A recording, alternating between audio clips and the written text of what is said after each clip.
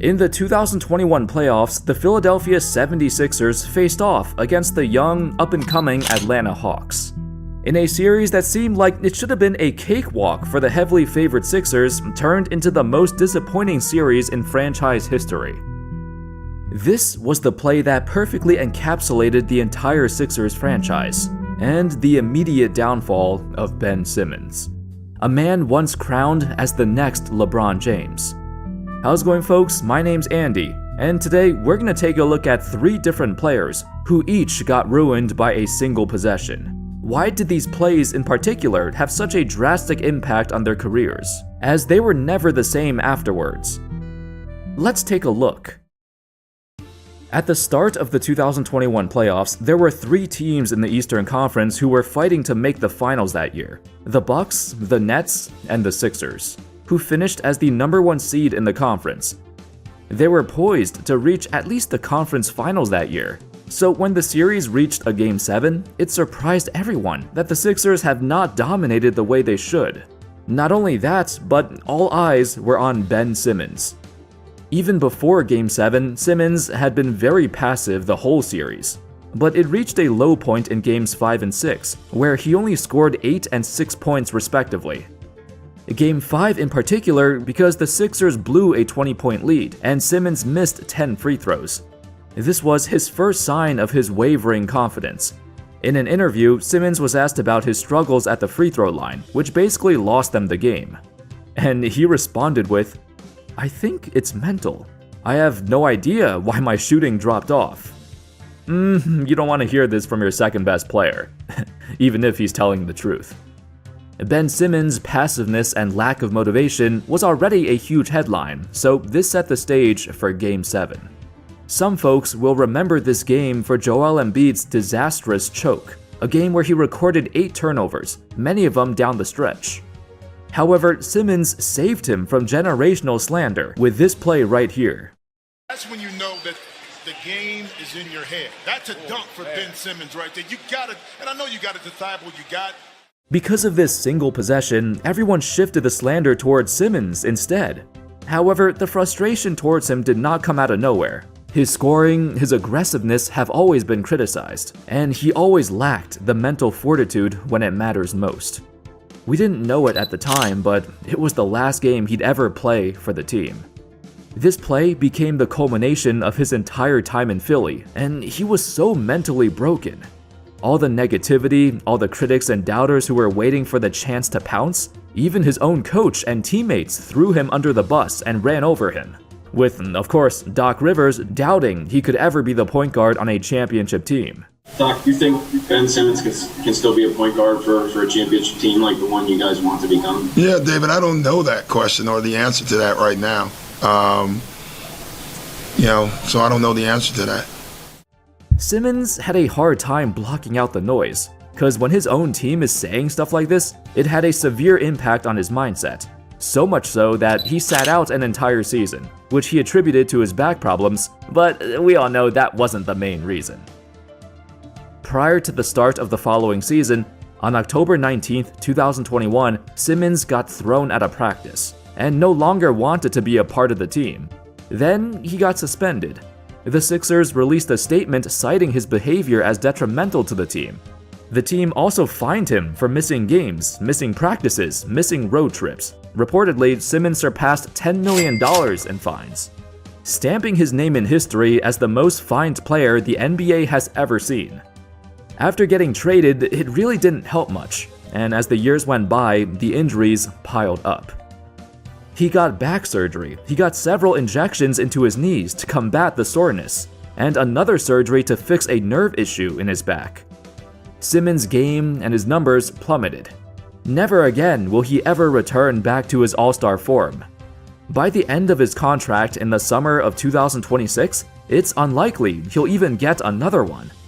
In the very, very best case scenario, maybe a team will sign him to the minimum. Maybe some team will throw him some money simply because they still have an ounce of faith in him. It's clear at this point, however, the career of Ben Simmons is coming to an end. Andrea Bargnani. If you ask Raptors fans their thoughts on Bargnani, they'd probably say something like, "Oh yeah, he sucked. 7 feet of wasted talent. The dude couldn't get a rebound to save his life. If he played up to anywhere close to his potential, maybe him and Chris Bosh could have led the Raptors somewhere." Statistically, at face value, you would think Bargnani had some decent years in Toronto, but don't let these numbers fool you. He was much worse than his numbers indicated.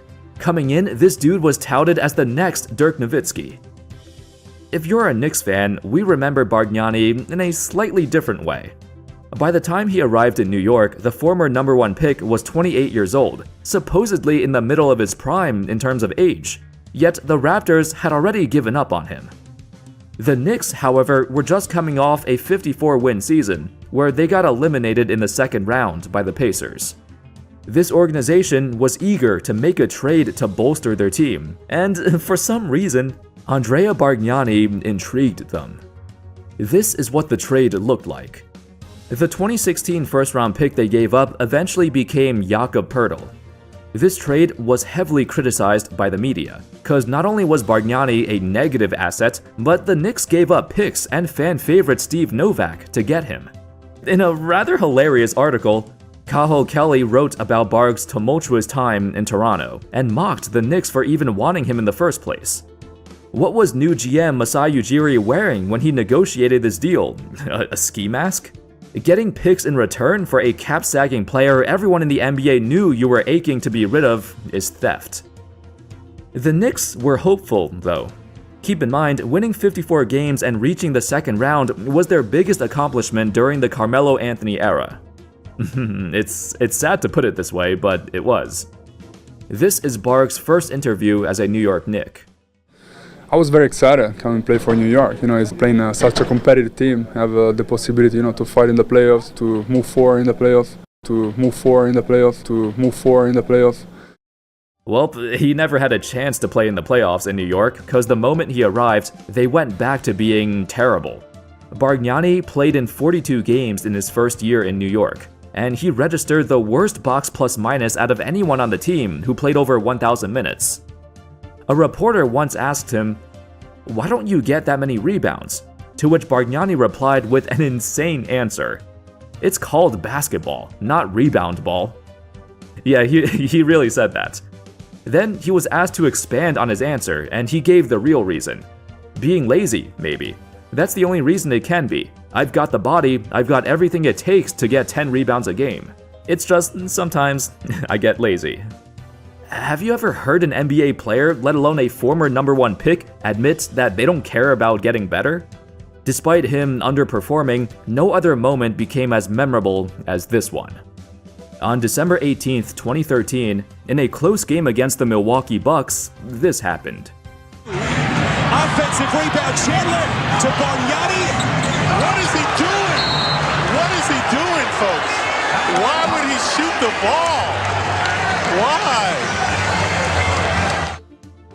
Yeah, you saw that correctly. The Knicks grabbed the offensive rebound and were supposed to hold the ball until time expires, or until the Bucks foul them. Instead, when the ball swings to Bargnani, he threw up an inexplicable three-point shot. Missed it, and now the Bucks have a chance to tie or win the game. Granted, the Knicks still won at the end, but this single possession defines Bargnani's entire career.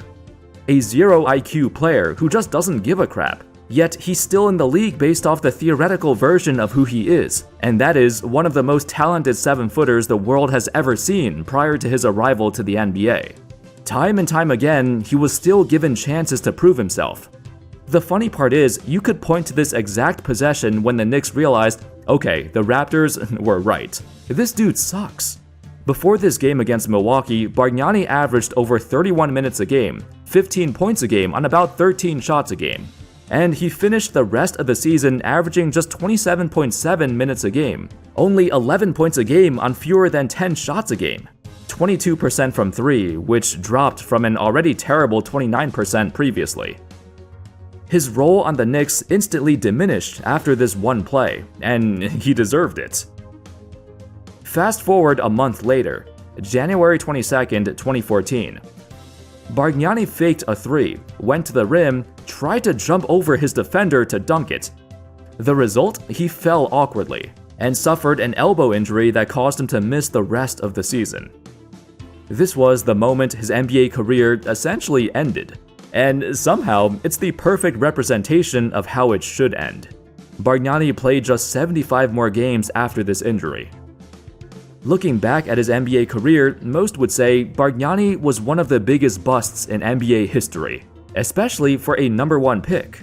Even if his numbers on paper don't look that bad for a typical bust, he completely lacked any drive to succeed. You add on his putrid defense, and out of all centers in the NBA, he was widely regarded as the worst defender at his position. He should have been out of the league a lot sooner, but there were still some folks who believed in him, even when there were zero signs he cared about basketball. J.R. Smith. As the 2018 NBA Finals commenced, there was only one thing for certain: the Cavs stood no chance. So when they were neck to neck the entirety of Game 1 and even had a chance to win it, it shocked everyone in the crowd. Then this happened. Hill misses. Rebound goes to the Cavs. J.R. Smith brings it back out. Throws it to Hill. Hill shot blocked. When J.R. Smith got the offensive rebound, which, oh, by the way, did you see Kevin Durant completely forget how to box out here? That's a huge blunder he got away with. But anyway, JR grabs the board, pulls it back out, and dribbles out the clock. Now, over the years, everyone has made such a big deal over this brain fart by JR, and when he's been interviewed, his story kinda changes every time. He initially claimed he thought they were up. Then he claimed he thought they were gonna call a timeout. Another time, he thought the Warriors were about to foul him. What I do know is, if the Cavs did call a timeout, Tyronn Lue is one of the best coaches in the league when it comes to drawing plays out of a timeout, which makes this blunder even more infuriating. The aftermath of this one possession cannot be understated. The Cavs got blown out in overtime, and they could never recover from this mental lapse, as the Warriors swept the series and LeBron left Cleveland again. For J.R. Smith, he shot 32% from the field in the next 3 games, and he only appeared in 17 more regular season games after this season, before prematurely retiring. In the 2018-19 season, after playing just 11 games and averaging career lows across the board, the Cavs announced JR would no longer be part of the team, and literally asked him to leave the organization, even though he was still under contract. They weren't even interested in having him be a mentor for their young players as they start their rebuild. It makes sense, I guess. According to the Cavs, he never showed signs of being a leader. Eventually, by the summer of 2019, JR got waived. There's something to ponder. Had he never made this mistake and the Cavs actually won Game 1, could he have regained his confidence and contribute more in the games following? JR played terribly for the rest of the series, but he's always been a player who plays better under the right circumstances. If his mentality isn't in the right spot, if his confidence is adversely impacted by a play like this, where the entire world knows he screwed up, every headline he sees in the media, they called it the dumbest play in NBA Finals history. It takes a toll on a guy like JR, whose confidence plummets when people don't believe in him. It's not surprising at all his career ended shortly after this. To give you an idea of how much this affected him, several years later, JR had this to say about his slip-up that ruined his career. "I believe I've recovered from it. But I ain't gonna lie, bro, I used to dream about it, like I was in a depressed state, because I really thought this is why I'm not in the league." Teams didn't even look at giving him a chance anymore, and JR claimed that one play is the reason the NBA blackballed him, and that the Lakers only picked him up because of LeBron. Maybe there's some truth to it, but his game has been regressing towards the end anyway, and it's likely he would have been gone fairly quickly, regardless. Anyway, that's all folks. Those were 3 different times when a single possession ruined their NBA careers. Let me know your thoughts on this video. Can you think of any other players who also saw their careers change forever after a single mistake? And do you think they deserve the backlash they got? Thank you everyone so much for watching. I hope y'all enjoyed the video, and of course, as always, I'll see you next time. Peace.